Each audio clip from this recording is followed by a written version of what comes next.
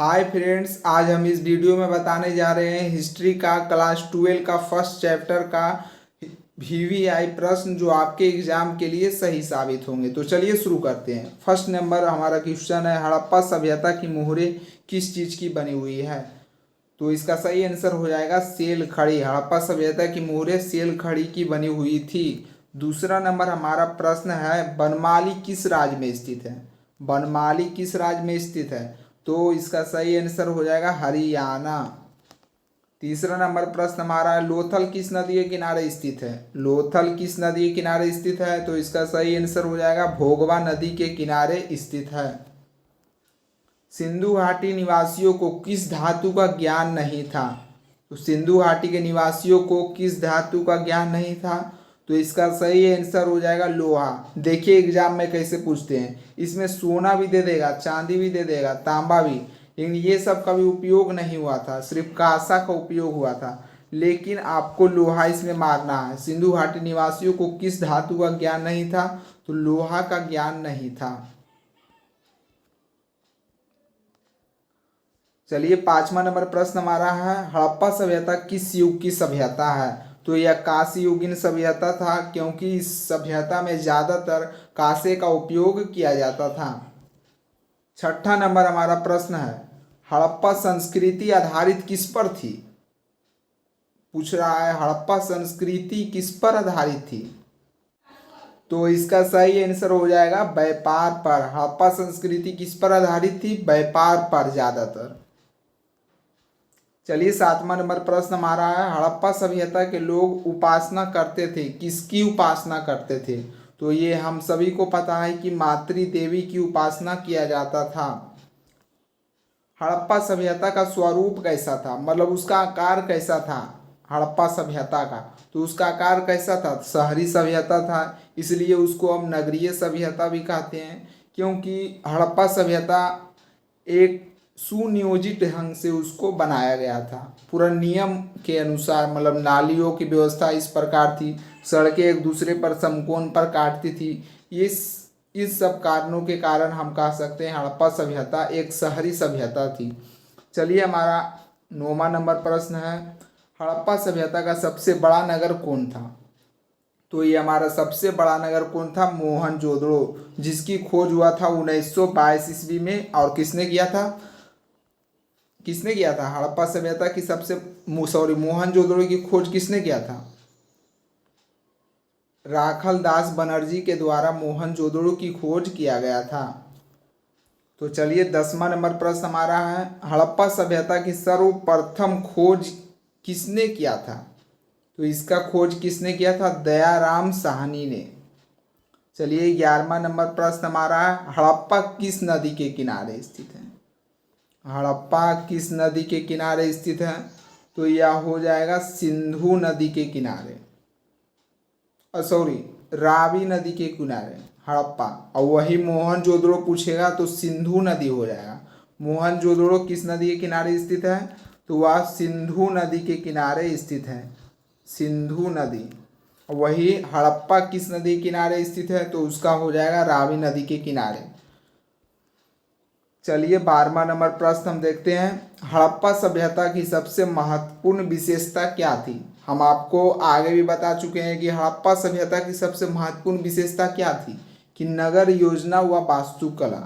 क्योंकि हड़प्पा सभ्यता एक नगरीय सभ्यता था, उसका निर्माण एक नियम के अनुसार किया गया था, नालियों की व्यवस्था थी, गंदे जलों की निकासी के लिए व्यवस्था थी। ये सब कारणों के कारण हम इसको नगर योजना व वास्तुकला इसकी सर्व प्रमुख विशेषता थी। 13 नंबर हमारा प्रश्न है, हड़प्पा सभ्यता का प्रशासन कैसा था? तो इसका प्रशासन जो था नगर पालिका जैसा था। तो इसका सही आंसर हो जाएगा सी। 14 नंबर प्रश्न हमारा है, हड़प्पा सभ्यता के पतन के क्या कारण थे? देखिए हड़प्पा सभ्यता, ये सब्जेक्टिव में भी आपको बार बार प्रश्न पूछे जाते हैं बिहार बोर्ड की तरफ से। तो आपको बता दें कि हड़प्पा सभ्यता के पतन के बहुत से कारण थे, लेकिन इसमें ऑप्शन में 3 को ही दिया गया है। तो इसका सही आंसर क्या हो जाएगा? उपर्युक्त सभी। विदेशियों के आक्रमण भी था, प्राकृतिक कारण भी था, मानवीय कारण भी था। ये सब हमारी हड़प्पा सभ्यता के पतन के कारण थे। चलिए 15 नंबर क्वेश्चन देखते हैं। हड़प्पा सभ्यता के स्थल में स्त्री के गर्भ से पौधा निकलता हुआ दिखता है, कहाँ से दिखता है? तो इसका सही आंसर हो जाएगा हड़प्पा। कहाँ से दिखता है? हड़प्पा सभ्यता से वो जो मूर्ति जो मिला है स्त्री के गर्भ से पौधा निकलता हुआ, वो किस स्थान से मिला है? तो हड़प्पा से मिला है। चलिए 16 नंबर प्रश्न हमारा है, सिंधु घाटी सभ्यता के स्थलों में सर्वप्रथम किस स्थल का उत्खनन हुआ था? तो सर्वप्रथम सबसे पहले किसका उत्खनन किया गया था? तो 1921 में किसका किया गया था? हड़प्पा का। तो इसका सही आंसर किसका हो जाएगा? हड़प्पा। चलिए 17 नंबर प्रश्न हमारा है, सिंधु सभ्यता में गोदीबाड़ा का प्रमाण कहाँ से मिला है? गोदीबाड़ा, गोदीबाड़ा का मतलब आप लोग समझते हैं?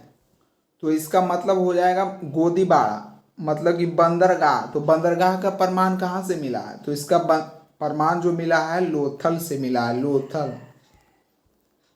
चलिए 18वां नंबर प्रश्न हमारा है, किस सिंधु स्थल से सूती कपड़े के साक्ष्य मिले हैं? तो कहाँ से मतलब सूती कपड़ों के साक्ष्य मिला है? तो इसका सही आंसर क्या हो जाएगा? मोहनजोदड़ो। तो किस सिंधु स्थल से सूती कपड़े के साक्ष्य मिले हैं? तो मोहनजोदड़ो से मिले हैं। चलिए 19 नंबर प्रश्न हम देखते हैं, मोहनजोदड़ो का उत्खनन किसने किया था? ये आपको 2-3 मरते ऊपर बता चुके हैं कि मोहनजोदड़ो का उत्खनन किसने किया था। तो राखल दास बनर्जी, उसी का शॉर्ट रूप में दिया गया RD बनर्जी, RD बनर्जी अंग्रेजी में दिया हुआ है। चलिए 20 नंबर प्रश्न हमारा है, मोहनजोदड़ो किस नदी के किनारे बसा हुआ है? तो मोहनजोदड़ो किस नदी के किनारे बसा हुआ है? तो यह हो जाएगा सिंधु नदी के किनारे। और हड़प्पा पूछेगा तो रावी नदी के किनारे, हड़प्पा रावी नदी के किनारे बसा हुआ है और मोहनजोदड़ो सिंधु नदी के किनारे। तो इसका प्रश्न सही आंसर हो जाएगा सिंधु नदी। चलिए 21 नंबर प्रश्न हम देखते हैं, मोहनजोदड़ो किस भाषा का शब्द है? मोहनजोदड़ो किस भाषा का शब्द है? सिंधी भाषा का शब्द है। चलिए 22वां नंबर प्रश्न हम देखते हैं, लोथल कहाँ स्थित है? लोथल, जहाँ मतलब बंदरगाह का प्रमाण मिला वो कहाँ स्थित है? तो यह स्थित है गुजरात में स्थित है। प्राचीन इतिहास का निर्माण किया गया, प्राचीन इतिहास का निर्माण कब किया गया? मतलब कि किसके आधार पर किया गया? तो हम लोग जानते हैं कि इतिहास का निर्माण कैसे होता है, मतलब पहले के लोग मतलब क्या क्या वस्तु को छोड़े हैं, साहित्यिक स्रोत हो गया, विदेशी जो आए थे भारत उनके विवरण के आधार पर भी इतिहास लिखा गया है, पुरातात्विक अवशेष जो पहले के लोग कुछ लिख जाया करते थे, जैसे कुछ पाए गए हैं, सिक्का पाए गए हैं, कुछ टूटे फूटे औजार पाए गए, उसके आधार पर भी इतिहास का निर्माण किया गया है। तो हमारा सही आंसर हो जाएगा उपयुक्त सभी। 24 नंबर है, कालीबंगा भारत के किस राज्य में स्थित है? कालीबंगा कहाँ स्थित है? तो इसका सही आंसर हो जाएगा हरियाणा, हरियाणा के हिसार जिले में स्थित है। चलिए 25वां नंबर प्रश्न हमारा, 1 मिनट इसको छोटा कर देते हैं, गंदे पानी की निकासी की समुचित व्यवस्था सर्वप्रथम किस सभ्यता में देखने को मिलती है? हम आपको बोल चुके हैं कि गंदे पानी की निकासी किस में किया जाता था? चीनी सभ्यता में तो नहीं किया जाता था, रोमन में भी नहीं किया जाता था, मिस्र में भी नहीं किया जाता था। तो हमारा सही आंसर हो जाएगा सिंधु घाटी की सभ्यता। तब ने इसको मतलब कहते थे ये नगर नियोजन, मतलब नगरीय सभ्यता भी इसको कहते थे, क्योंकि गंदे पानी ये सब निकासी के लिए एक नियम के अनुसार उसमें निर्माण किया गया था कि ऐसे नाली बनाएंगे तो ऐसे गंदे पानी का निकासी हो जाएगा। इसलिए इसका सही आंसर हो जाएगा हमारा ए, सिंधु घाटी की सभ्यता। चलिए 26 नंबर हमारा प्रश्न है, कालीबंगा किस नदी के किनारे स्थित है? कालीबंगा किस नदी के किनारे स्थित है? तो इसका सही आंसर हो जाएगा सरस्वती नदी के किनारे। चलिए 27 नंबर प्रश्न हमारा है, सिंधु सभ्यता का बंदरगाह नगर कौन था? तो बंदरगाह नगर कौन था पूछे, तो बंदरगाह का प्रमाण कहाँ पाया गया था? लोथल में पाया गया था।